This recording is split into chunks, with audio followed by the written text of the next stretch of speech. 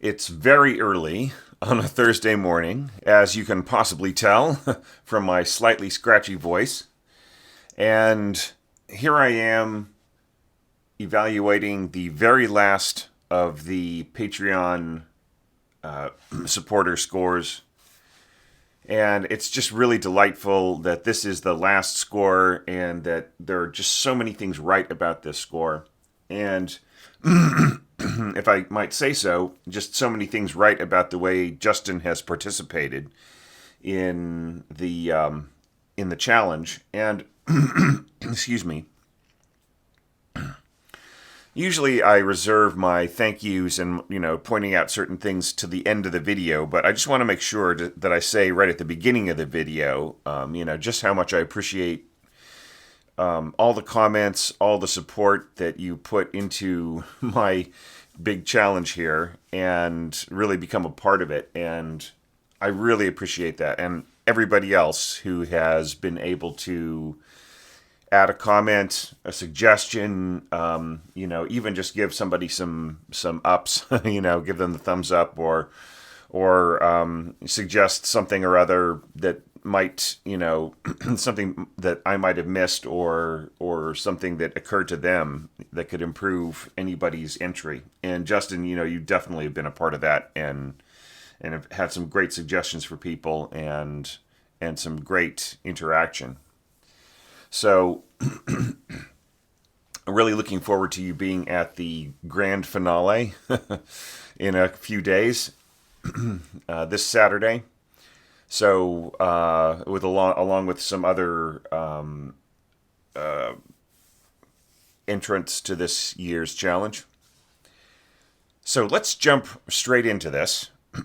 It's such a great way to finish up this this entire series of Patreon supporter evaluations because there are so many great things about the score, and yet you've given me so much to talk about, right? So there's a lot of things that I think I can help you with this score, and of course there'll probably be a few suggestions, as a few bits of feedback that you're already anticipating as you've been following a lot of the uploads, a lot of these evaluations that I put out there.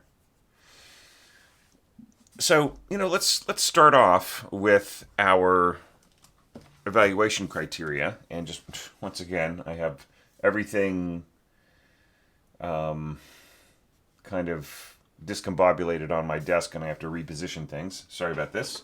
Slight clunky sound in the background.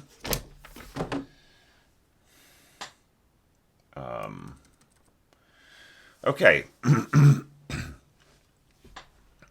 So, starting with the first possible concern, pitch weight in the upper middle register of the piano score. That is not a concern with your score. You have a very generous sound picture here. So that's all good. Thematic material repeating often, possibly sounding repetitive if orchestrated exactly the same way throughout. That's for these 4 bars, right? And, it's sort of a slight balance here, right? So, the first time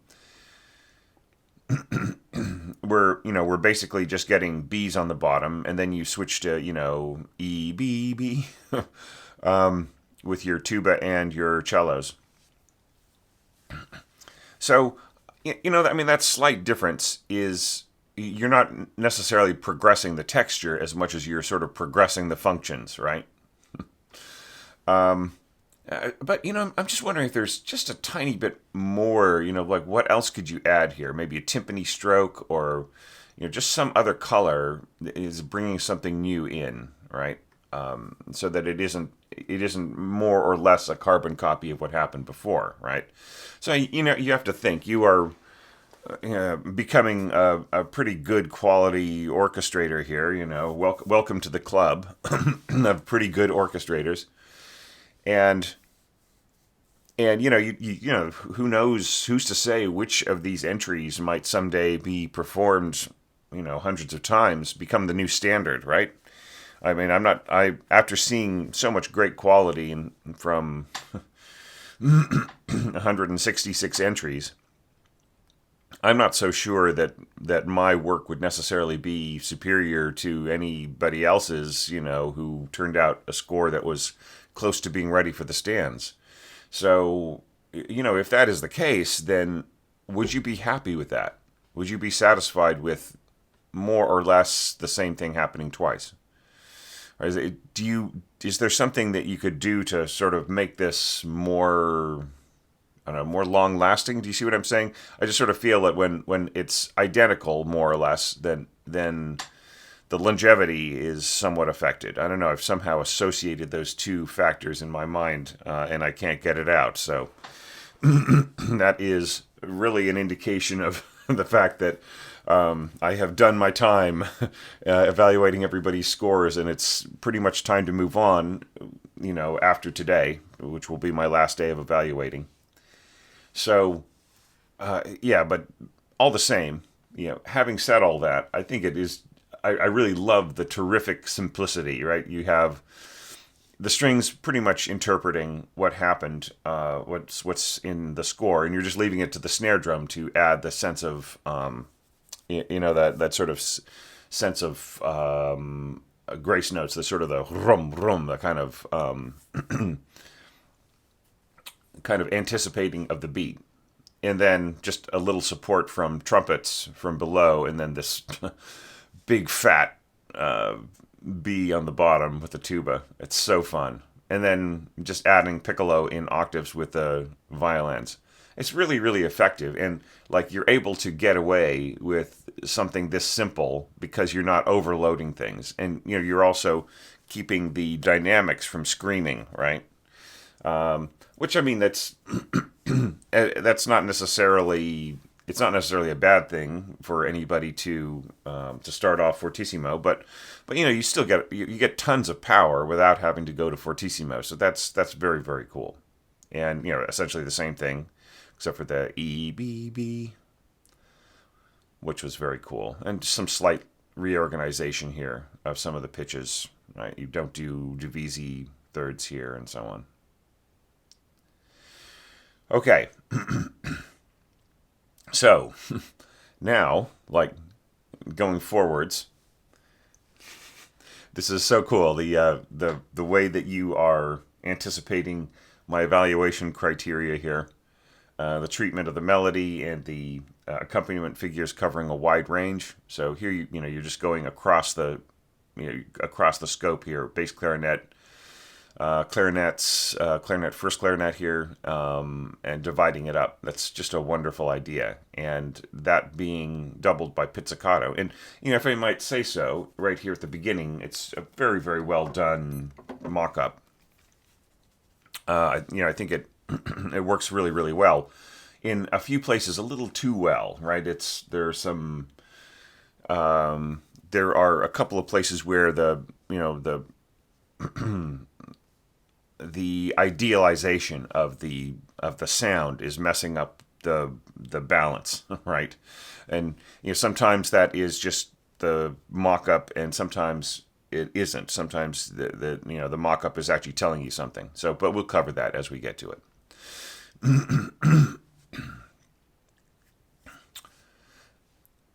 So, just to cover those points, very nicely done here, trading off to the piccolo at the last minute and using the oboe as the second voice below, supporting the seconds. And, here, like, just fearlessly going up to that high D. Just, being aware, once again, that, like, it's kind of squeaky up there, right? A little squeaky city. And it's, of course, perfectly fine to score that for an experienced pro first violin section, just so long as it's doubled with something to make it a little bit, like just to make that melodic curve a little bit clearer.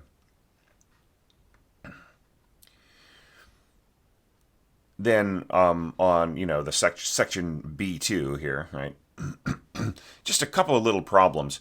The tie right in here is actually intended as something for the pianist, right? That's so that they are, they're going to hit the low note with their pinky finger, and then they are going to hit this with their second finger, and then they're going to come back and hit the pinky note hard, right? And that is the meaning of the tie in there. So it has absolutely zero relevance for your clarinet player because they're not going bum bum bum, right? They're not going da da, right? So this should just be a quarter note, and that should be a quarter note, and same thing here and there, right? Like in general, try to avoid ties in pizzicato anyway, right? I mean, you can't completely keep them out, but yeah. I think that if at the speed that you're going here, dotted half note equals 60, I think you could probably score a half note or a dotted quarter note pizzicato here, especially considering that this will be played on an open string, right? So you could get a little bit more sustain to match what's going on with the bass clarinet. Because if you really wanted to match these, then you would have the bass clarinet player playing like staccato. But then you get a very piano-like sound when you have, especially bass clarinet, but lower winds in general, playing kind of normal duration notes that could be shorter or longer, and having them doubled by pizzicato cellos or double basses. So anyway, that's just me, talking about the finer points, which is fun in a score like this. Okay, and then as to the treatment of the melody, kind of the same approach as before, taking it from the beginning. I can barely try not to have the number, like especially number 1, fall right on the bar line. Okay, because like especially in a very, very big score, it just blends right in with the landscape. So this is one of those things where the the conductor in a hurry might easily miss this. So try to have the 1 before the bar line, right? I prefer to see it there. And then same thing here, like you have the 1, the number 1 kind of swallowed by the bar line. And here it just the A2, it's readable, but it's still I would prefer to have it just right down here, just before the bar line. It's fine. That would be fine with me as a score reader and as an engraver too, right? All right, so heading back into this, and just exactly right. You're just bringing in the piccolo when it's needed, right? And then having the flutes drop down to double the oboe as you go up, doubled by clarinet, and so on. Trumpet, first trumpet rushing up the hill here. And just throwing in a dash of xylophone. I admire your restraint with xylophone, as you probably have remember from previous evaluations, me talking about like not overusing the xylophone, just allowing it to reinforce here and there. But it starts to take over the sound picture after a while, and it's great that you are just using a dash of it here, a dash of it there. All right, and you rush up to this high E, and then you allow the next rhythmic phrase to start an octave lower, and that's also exactly right. So you get that sort of 2, 3, 1, 2 and 3 and 1, 2 and 3 and 1 kind of energy going here, and that I feel that that's just that really helps out the dance. And of course, like the way that you have, you just have this real punchy, snarly brass right in here. That's also done really nice, really beautiful voicing on these chords, and I love the the da da da da da stuff going on in here with the cellos and violas and bassoons and bass clarinet. That all works out really, really great, and English horn. That's a really great solid combination, by the way. The middle strings and English horn, bass clarinet, and bassoons. It just has a very solid sound without being too insane. And I love the whole dynamic arc of this, right? Waiting to go to fortissimo here, right? As opposed to spending it too early, right? You rush up to a fortissimo here, but then you bring it back down to forte, and then here you crescendo to a guarded fortissimo, right? So it's you're holding back on your brass, and that works really great too. They are punchy enough, right? You can hear it in the mock-up. That's not too unrealistic. It's it's very Hollywood. There's a very Hollywood sound to the sound set that you're using, but it still is a valid orchestral sound. Like that. You could end up with those results with concert music with players who have a lot of directness to the way that they're playing. And that just that also underlines the next criterion, which is upper middle register could sound relentless if there's no textural contrast, and you throw that in, that's absolutely what you did right in here. I love the treatment of the melody too here. The flutes, the flute family, all doubling an octave above the clarinets, and then both of them doubling the string lines. Yeah, so it's just it's really all about the snarliness of the brass underneath the melody here, and that's very, very cool. And then I love the way that you are using the instruments, differentiated instruments from what was happening before in the wind section, heading towards the beginning of B, right, all together. So yeah, I feel that also works really, really well. And good choices in here, clarinet family and oboe family working together really well. And that gives the music here just an enormous sense of drive. You get the doubling these string lines, you get the punctuation of the oboe family, right? And you get the body of the clarinets. So so that's really well done too. Sorry if I sound a bit croaky. Once again, I sort of started at 5 in the morning. Okay, so this comes to an end really nicely, and you have your you have this trading off. I would say that I don't think you need to if you were doing this to sort of make it easier on the cellists, you don't need to, because cellists can do those sort of left-hand patterns all the time. So you might not need to do this sort of trading off with a viola, right? I think it just works just fine. Dun, dun, dun, dun, dun, dun. I think it could be all cello if you want to. And I once again, I love the simplicity of it. Just the cellos and first and second trumpet. I think that is a really nice way of dealing with this problem right in here. And just a little ting from the glockenspiel. So right here, you are addressing my next concerns, right? Contrast of color, breadth of texture, and middle register scoring.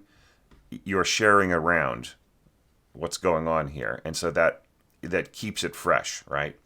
And then the other concerns are maintaining differentiated roles and closely spaced melodies, overlapping accompaniment figures, highlighting inner voices. That all is working out very nicely in here, which I'll cover in just a second. And then keeping the high interjecting notes from sounding too glaringly repetitive. Just those little soft tings from the glockenspiel here and here, and then just underlining the top of the little melodic arc here. With the oboe family, and then just a little barking reply from the clarinet family. That's so nicely done. It really works great, and it sort of reminds me of Ravel in places, right? Because you're just using instead of relying on winds and brass. Excuse me. Instead of relying on strings and brass to cover certain functions, you're using the winds a lot in really direct ways, right? And direct and simple ways, right? And I think that is very strong.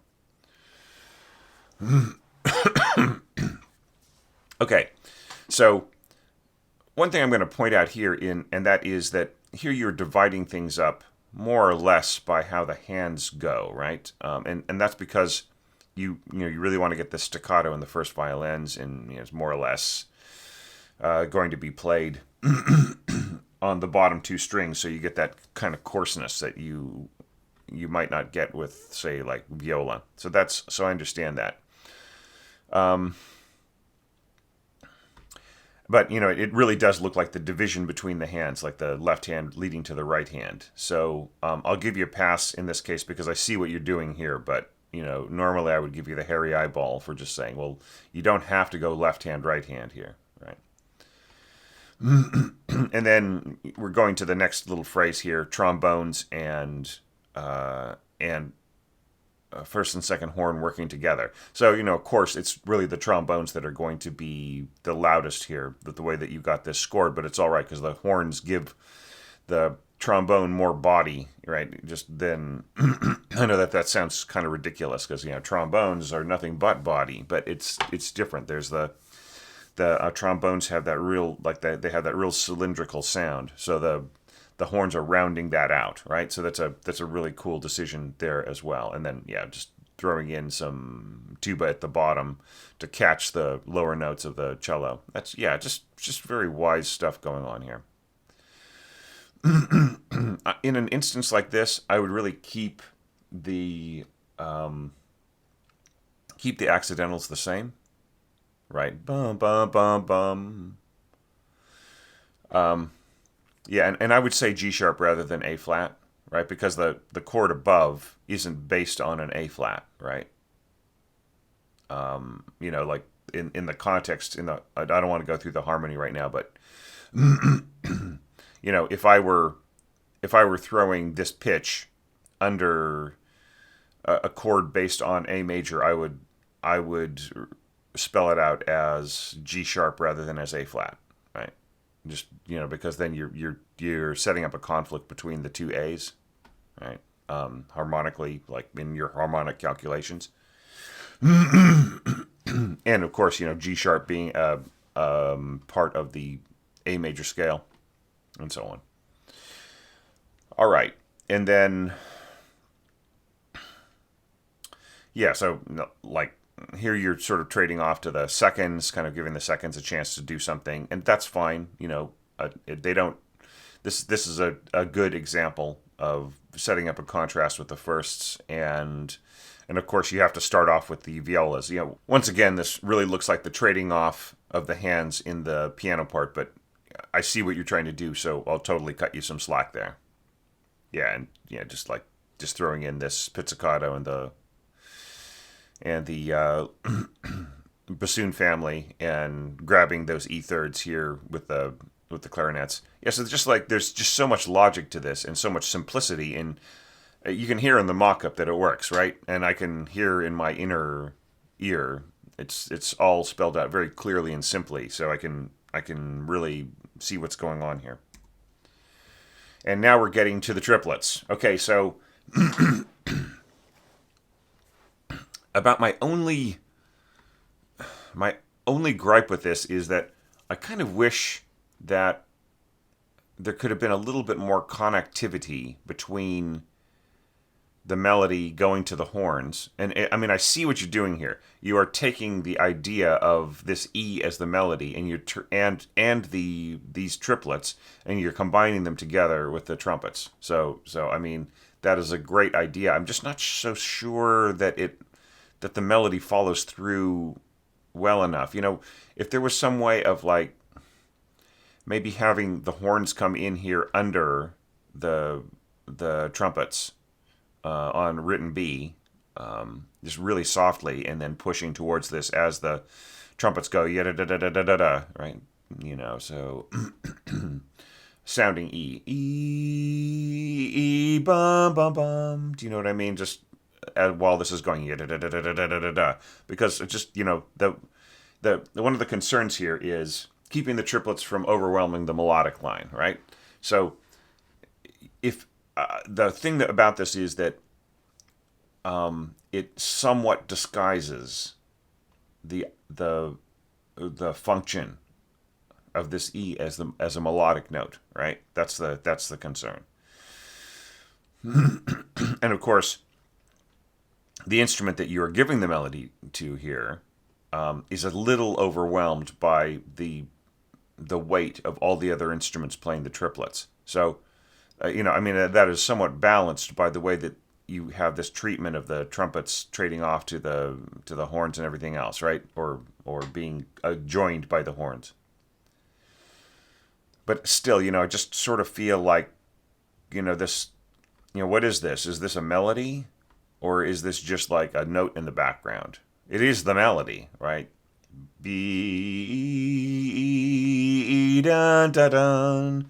Right, so just somewhat, it's just there's something you could do to strengthen this. It would be really, really great. But that having offered that amount of feedback, there's no question that this is such a great idea. I mean, this really, what more does what new things does the composer bring to the score? Not just we orchestrators, right? And this really feels like something that Falla might have put in himself, right? So great. I would say, that was a great use of your imagination.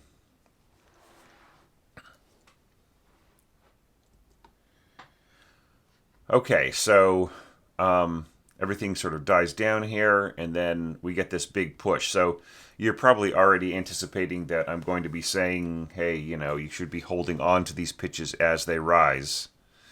Just, because, to sort of simulate the pedal in the original piano score, right? So as the pitches rise under or over a held pedal, the pitches sustain in piano music, right? And that is actually a point that is made several places amongst the orchestration literature. I think is it mentioned by I'm pretty sure that it is mentioned by Piston and then Adler, and I know it's mentioned by William Lovelock and by some other authors. So think of the implications there of the sustain pedal, which is one of the reasons why I put it in the template, right? So just like, hey, what will happen with a pedal, if the orchestra could pedal its tones, right? And it would be a very, very simple operation to bring in, to double some of these divisi, or just, use horns in the background as the trombone rose over there, and just to catch each pitch and to sustain it forward and so on, right? You have two trombones, right? Three if you count the bass. So there's ways of doling out the tied sustained notes forwards as we get these notes rising across the orchestra.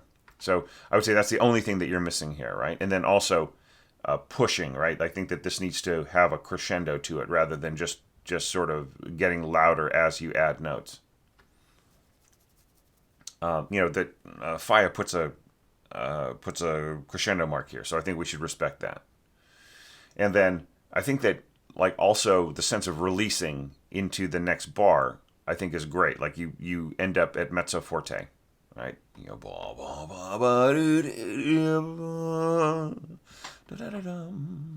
think that all works really nicely. Okay, so solo oboe. We are getting to the place where I have marked in my criteria careful treatment of the melodic voice to make it feel authentic to the composer's style. All right, so certainly an oboe solo, there's some great stuff, and you have realized you just said espressivo, and you've realized the bien chantant, etc., with very generous nuances, and that's exactly right. Did you think about possibly adding portato here? Right, you've got this row of tenuto marks. If you just put a slur over them, then you get this sort of throbbing, pulsing kind of melody, right? right, as opposed to da da da da da, right? So just consider possibly taking some of these rows of tonito and making them portato. And this is really cool. Da, da, da, da. Yeah, I really love the way that you came up with a pattern for these for slurring right in here. That's very very cool. And then da dum ba da da dum answered by the English horn. So nice. Okay, so here we're getting into a problem. Now you can hear this in the mock-up. Okay, maybe you should just back off a bit. You can sort of hear how like sort of plugging away at this B flat, sorry, in tremolo is just interfering with the sound of your oboe solo, right? It's just like this interfering. It's almost like somebody's talking, right? Somebody's singing and they're just doing this beautiful thing. It's like, yeah, okay, all right. This is what this sort of reminds me of. Okay, it's subway station, right? Or some other place like that where somebody has with a beautiful voice. They're just sitting there singing and they got their hat out and so on. They've got a wonder. They're just doing and then like nearby somebody's talking on their cell phone, right? And you're trying to hear the singer, and this person just keeps going on and on and on, right? So that's sort of this. I feel that this isn't supporting as much as distracting, and part of it is just the volume level, and part of it is the kind of the intensity of the tremolo, like right. That's what I'm saying. Like when I was referring before, talking about how the sound of the mock-up can kind of interfere with our ability to hear what's really happening, right? So tremolo in some mock-up sounds can just be kind of insanely over the top. And one other thing I would say, like, this will work. You could just drop it to mezzo piano or even piano, and I think it would work fine. In fact, this whole thing could go down to piano. This could be piano or pianissimo, and this could be piano espressivo, and I think you'd almost get exactly the same results, right? Just because the kind of the floridity of the solo passage would just and the putting in these hairpins and so on would allow the nuances to sort of speak out from the darkness, right? Rather than just get warmer, right? From hot, right? Just like you turn up the heat a little bit from hot. Anyways, don't feel like you have to change anything, but except for maybe bringing this down. But what I sort of miss here is like the nervous energy. Like you've translated the nervous energy to kind of the like kind of the Jaws notes below and the tremolo above, but we don't have that that sort of that sort of pacing, that fretting, right? This is nervous, but it's not fretting, right? It's not kind of working out the problem behind the singer, and then translating that fretting into like a burst of energy. And if it helps, I think you can ignore the diminuendo that's in the piano score here. Because like the pianists kind of do, right? Like they tend to just lean into this actually a little bit. But yeah, but having said that, this other stuff is really nice. The horn and English horn and the little ching from the glockenspiel here, and these rolled chords in the harp are very very effective with the way that you got it all scored, and then sort of this push upwards, and that takes us to the flute solo. And you've got pretty much the same layout here, and I think the same problem, right? I think that these nervous E's just really interfere, at mezzo forte. They really interfere with the sound of the flute and so on. This would be a great place to throw in portato. I mean, flutes do that articulation so well. I think that would work really really nice. And I like the way that you bring the energy down here. You're scoring right into these tempo recommendations so well. So I think that works really nicely. And here you're bringing in the energy. You could probably do it even more. In just you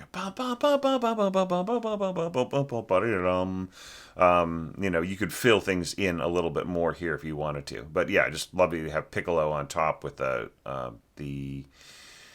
tracking of the octave with the violins. You just get this wonderful color in and then ending going into the piccolo's lower register. See, that's a really good use of that and that balance and everything else. And bassoon along with the cellos and just standard flute.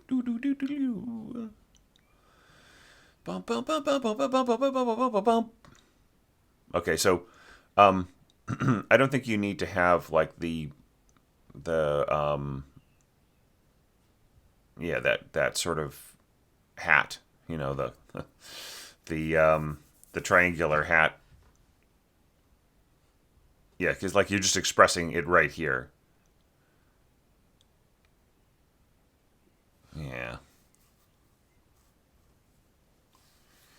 It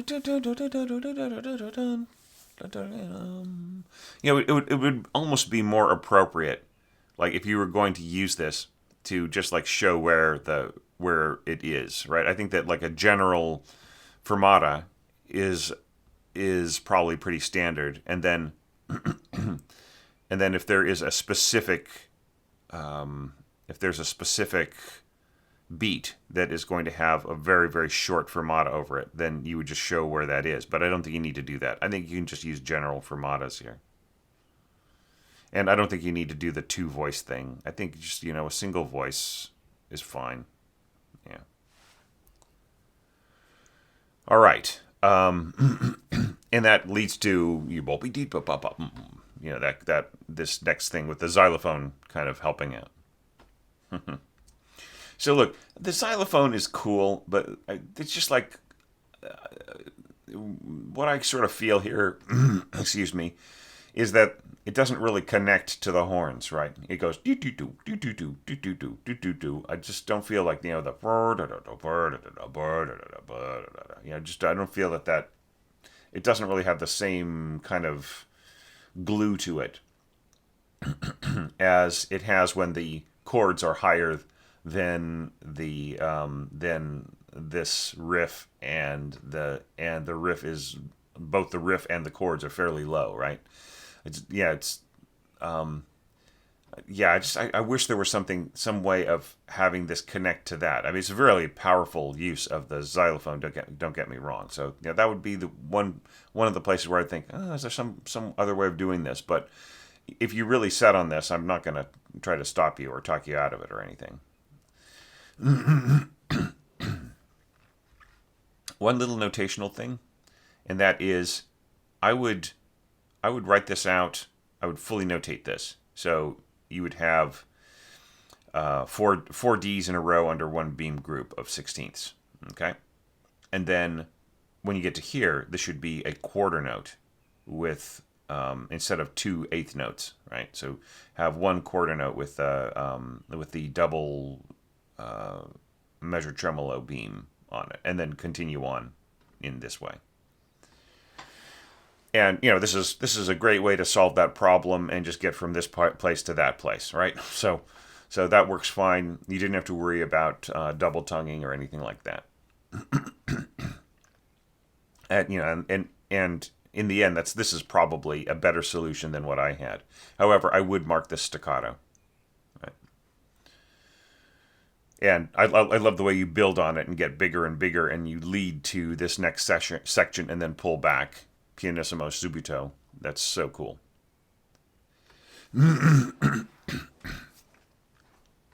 So, our concerns here are maintaining the rather hallucinatory feeling of the music, despite the fairly straightforward building blocks, and of course the reinterpreting the very fast broken octaves, and that's that's all done very nicely. And once again, I think that if you're going to have this, you should go doink doink doink doink doink doink in the bassoon part. So yeah, so staccatos on all of that would probably work better. And this is really cool. Da, da, da, da, da, da, da, da, with the with octaves in the strings and chords in the reeds, right? That's a really great way to do it. And then changing to A2 for the melodic portion and going to the horns for those syncopated chords. So it's a very, very cool way of dealing with this. Did you possibly consider this? Saving the crescendo for just from beat 1.5 to the end of the bar. So just allowing this to be pianissimo in all parts. Da, da, da, da, da, da, da, da, da, da, da, da, da. You know what I'm saying? So like you push you put your foot on the gas here, right? And then lift it slightly and then put your foot on the gas again, and you're sort of pushing things slightly louder each time. Right, so that way it's more terraced, right? So you go pianissimo subito, and then crescendo here, and then piano, crescendo to, I'm assuming on the next page, mezzo forte, right? And I just think that that's easier it's easier like in a really long, like 8-bar build like this. It's easier to have like bite-sized sort of bite-sized terrace dynamics. So mezzo forte, crescendo to, right, and so I don't think you need to push on these guys. I think it's enough just for them to be at the dynamic of the upper part, right? Anyway, that takes us all the way to here, and I just feel throughout this is just so nicely scored. The oboes, the flutes working together, right?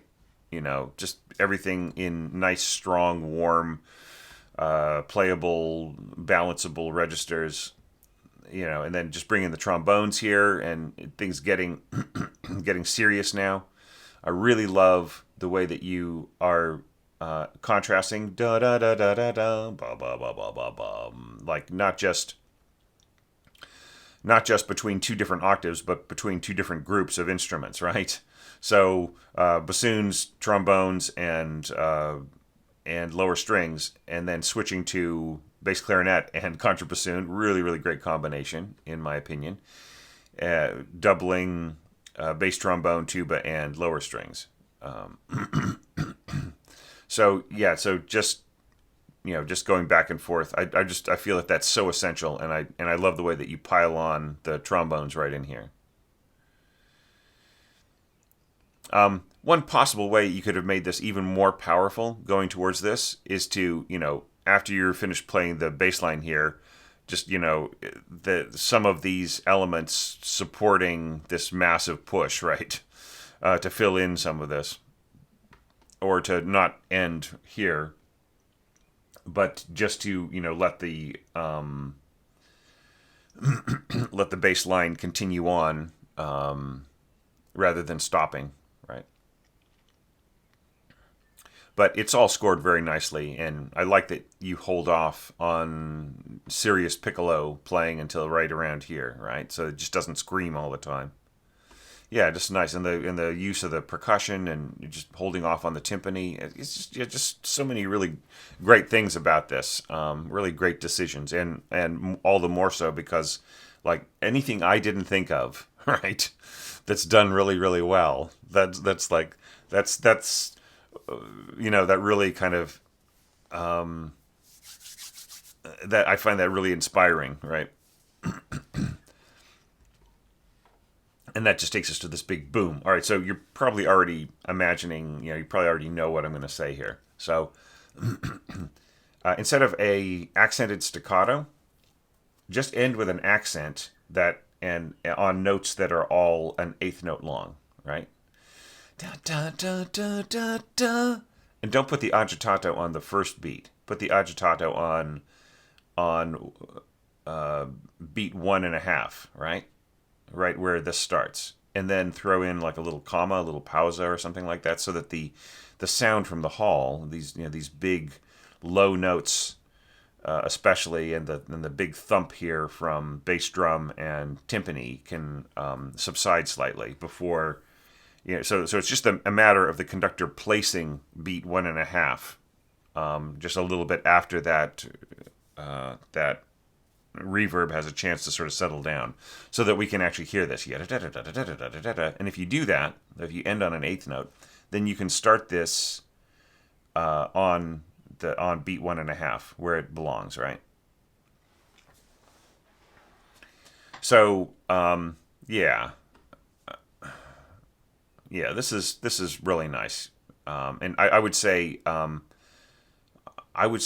détaché, right? It's because that's a specific type of bowing. It's using the middle part of the bow, and just kind of to furiously bouncing, or not bouncing, but furiously bowing back and forth and back and forth and back and forth. So and then same thing here, détaché. Right, and yeah, fortissimo second violins, that's all good, and then fortissimo violas. They might need a little bit of help from the clarinets. Yeah, and this is all cool. I would keep these staccato, and I would keep them behind your violins and cellos, right? So first bassoon, I would say mezzo forte on both of these parts, and staccato. And I think you could also, like I said before, throw in a little support from maybe the clarinets could be going right? So da da da da da da da da da. Yeah, and that's cool too. Clarinets do do do do do do do do do do do do do do do do do. So, is there any way that you can even this out so that it is going from nervous and bouncy to smooth, so kind of setting up this beautiful saxophone solo? Da, da, da, da, da. I think it just would really, really help the mood here, right? Just have that wonderful, generous shift of, that is carried forward, by this starting to calm the heck down, right? Okay.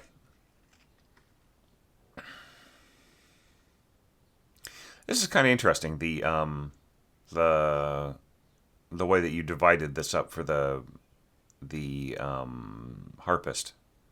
I'm not so sure that they would want, do do do do do do do do do. I mean, it's a nice pattern.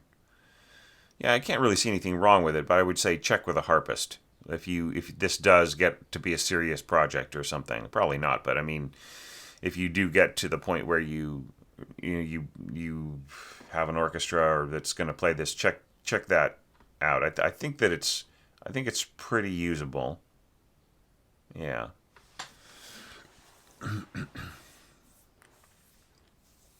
Of course, like all of our attention here is going to the soprano saxophone.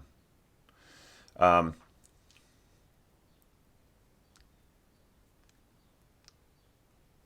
so, um, in the score, it's mezzo forte. Yeah, I'm just trying to think once again of the balance. I guess starting warmer is fine. I was thinking that you could possibly take this down to like a much softer dynamic at the beginning, and diminuendo to that, and so on. And then you could play from piano espressivo, which I feel just has a lot more elbow room, right? Once again, like starting hot and getting hotter, right? um, you just have less room to negotiate. That's why piano espressivo on solos is always like better than forte espressivo, because like with piano espressivo, you can really push into something, but with forte, you already are pushing, and there's kind of nowhere to go. Um, you know, uh, just to harp on about portato a little bit, Falla actually gives you portato right in here. So I think you should put it in at least here, if not anywhere else. And you could add it here, even though it doesn't say to do it. Or you could just have these nice and smooth. It doesn't really matter. But yeah, once again, I like the use of nuances and everything else. Now, do you need to go diminuendo poco a poco? Could you treat the three little arcs in a row throughout the course of the diminuendo as little terraced arcs, or excuse me, as a little terraced phrase? So yeah, go ahead and have diminuendo for everybody else, but instead of going diminuendo here, have a little crescendo, and then a little softer, with the little crescendo and diminuendo in it, and then even softer here,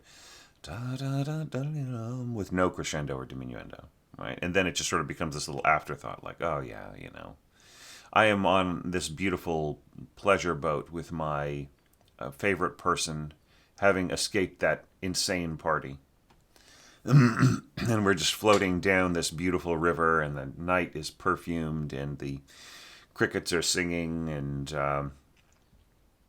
the moon has come out, and the air is warm, and yeah, all that great stuff. And bringing in Piccolo right in here above. That's really, really fun. Da da da da da da da da. That's very Ravel. And then da da da da da da da. In the mock-up, it sort of sounds as if you are scoring this like even down a little further, but that's all right. Yeah. Okay. And then this all kind of comes to an end.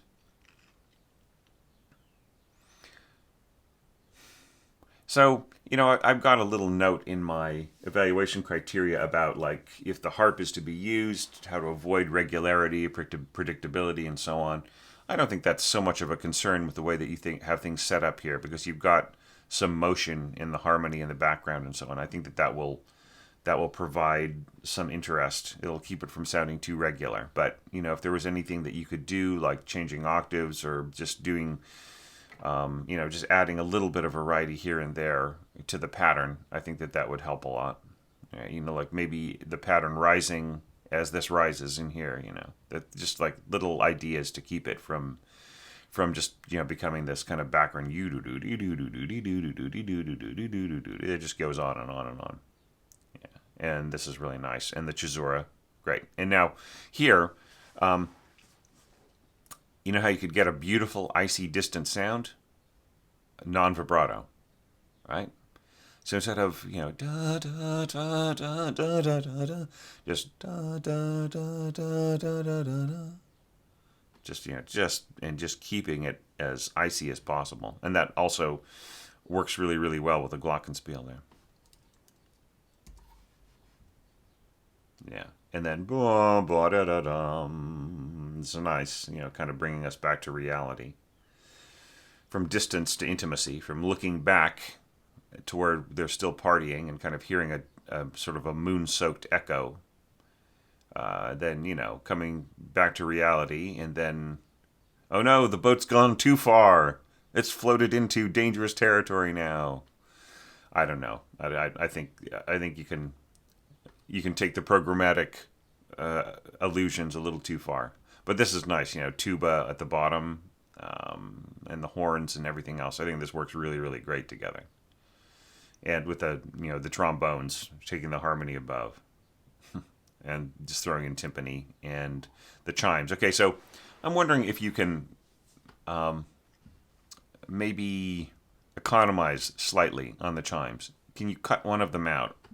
Or make them chime a little bit longer, a little bit farther apart? Can you just go dong, ba-da-dum, dong, da-da-dum, bum, bum, dong. Because, like, you know what you're telling us is that it's 4 a.m, but it can't be 4 a.m. They were partying so hard just a minute ago. I mean, it's got to be at least 3 a.m, right? Or I guess that's 5 a.m, right? But it's got to be more like 3 a.m. So is there some way to ease off on that? See, here I go back to my programmatic illusions again. This is really nice. Um, do you want that? Do you want that real conical sound here? Excuse me. Do you want that real cylindrical sound here, or do you want it to be more conical? Like keeping it in the horns. Yeah. I mean, it all works fine. It's really nicely done here at the end. Okay, so one last little suggestion. Ba-bum. When the pianist is playing this, you'll notice pretty much in every version, they put their foot down on the pedal, and it lasts till the end. And so what does that do to da-da? It means that it keeps going, it keeps going, it keeps going. So this is added to that. It isn't exchanging with that, even though that's what it looks like in the piano part, right? So it really is da-da, ting, is that this? And I just think that, like, if you're playing so softly. And one last little comment about the dynamics here. I think it is fine for everything to be soft. You know, even pianissimo towards the end, but don't get too soft too fast. Okay. All right. Because, like, I'm gonna lay some some philosophy on you about extreme dynamics, right? So think about pianissimo as extra soft, triple P as it would being as soft as you can play musically, all right, and then quadruple P as soft as you can play non-musically, right? So in other words, like, you hear the sound of the bow, like, sliding over the strings more than you hear the actual pitch of whatever it is you're playing.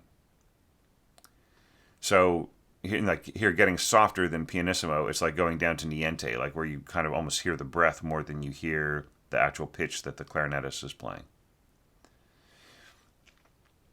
So what if your destination was triple P with everybody? I think that would be way better. And there's no need to balance the harp. Like, when you're getting down to really, really soft dynamics, the harp can be marked the same as everybody else because it's the same thing. So I would say have your destination dynamic being triple P. So just start from, like, if you want to, go down to pianissimo here and just keep it at pianissimo. Don't worry about that. And this can enter at pianissimo, and then diminuendo tied to triple P, and I think you get a really nice balance there. Anyway, so those are my thoughts on your piece, Justin.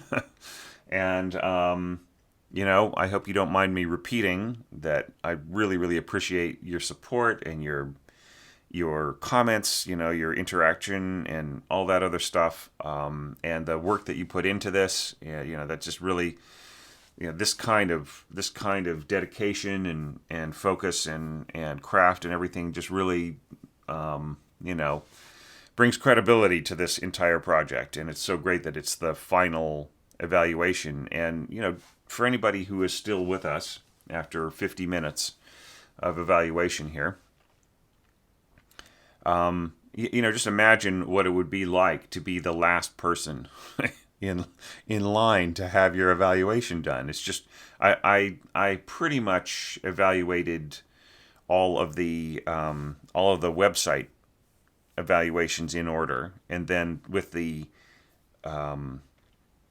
Patreon entries, they were also done in order, but in order of receiving them, but by category. So it just really puts the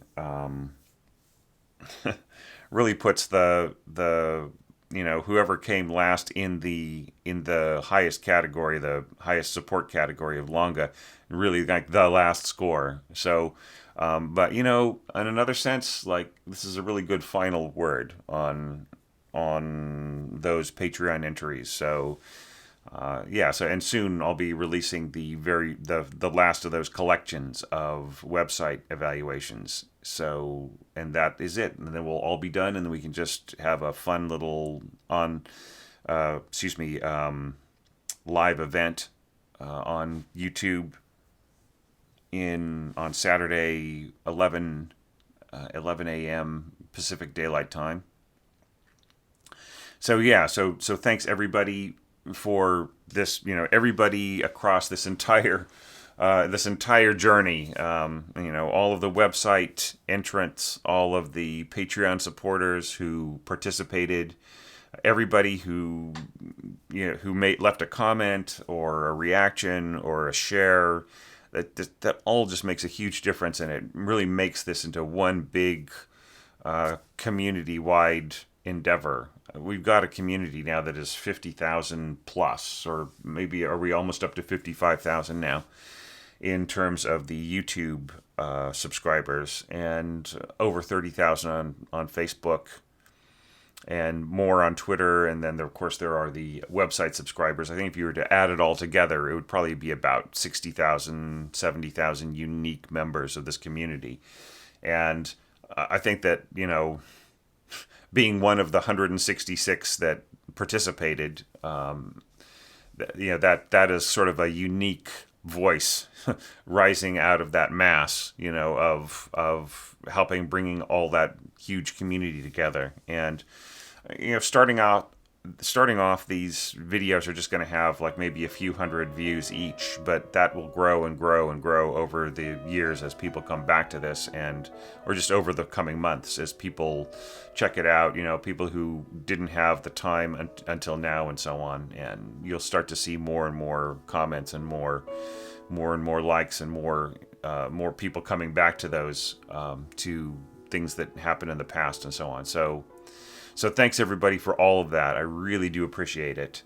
I wish I were in a slightly perkier frame of mind. But of course it's now a little after 6 in the morning, and I need some breakfast. So I'm going to leave everybody with that, and thank you one and all, and thank you, Justin, for such an awesome entry and such a great way of bringing this to a close. And I will see you very, very soon with the last of the evaluations for the website entries. Thanks so much, everybody.